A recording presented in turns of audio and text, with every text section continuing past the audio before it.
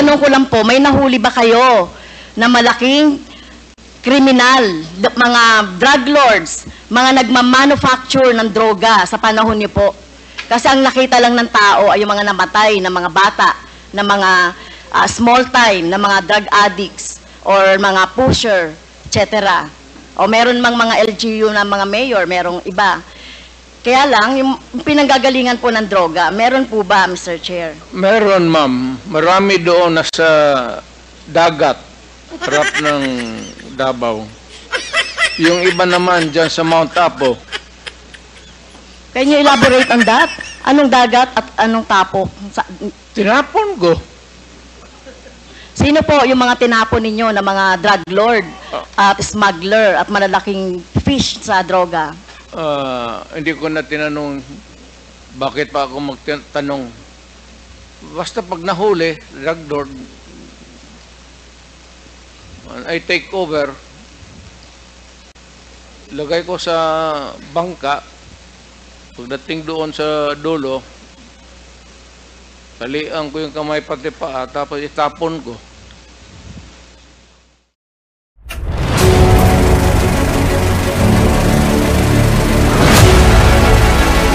Rodrigo Duterte sa The Hague. Dahil kapag hinayaan natin ng isang mass murderer na pumatay ng 30,000 nating mga kababayan, na mga may hirap, mind you, mga may hirap na galing sa basihang masa, kapag hindi natin pinarusahan yan ay magiging president sa ating bansa at tutularan. Ang bansa natin, bansang Pilipinas, ito ay factory ng mga mass murderer. Dahil ang ating political na sistema dito ay hawak ng mga political dynasty.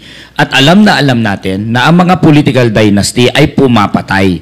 Ang mga political dynasty ay gumagamit ng harassment, intimidation para sila ay manatili sa pwesto.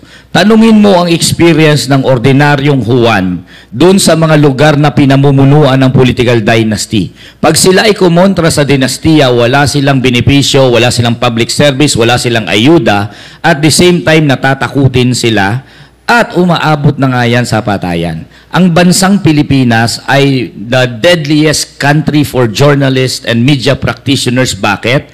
Kapag ang ating mga media practitioner ay kinriticize nila ang political clan o political dynasty, patay sila. Ang mga estudyante na mga nagkikriticize sa dynasty, nakaka-experience ng harassment. I know that firsthand. I went to Camarines Sur.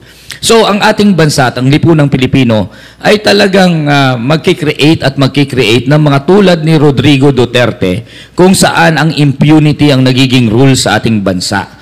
Kung hindi natin paparusahan ang mga tulad ni Duterte, makaka-encourage lang yan sa mga abusado sa ating pwesto na gumamit ng dahas, gumamit ng security forces, gumamit ng mga pulis at militar upang pumatay with impunity. Importanteng maparusahan si Rodrigo, importanteng magkaroon ng example ng justice. Neutral ang paliwanag sa pagkakaroon ng political dynasty.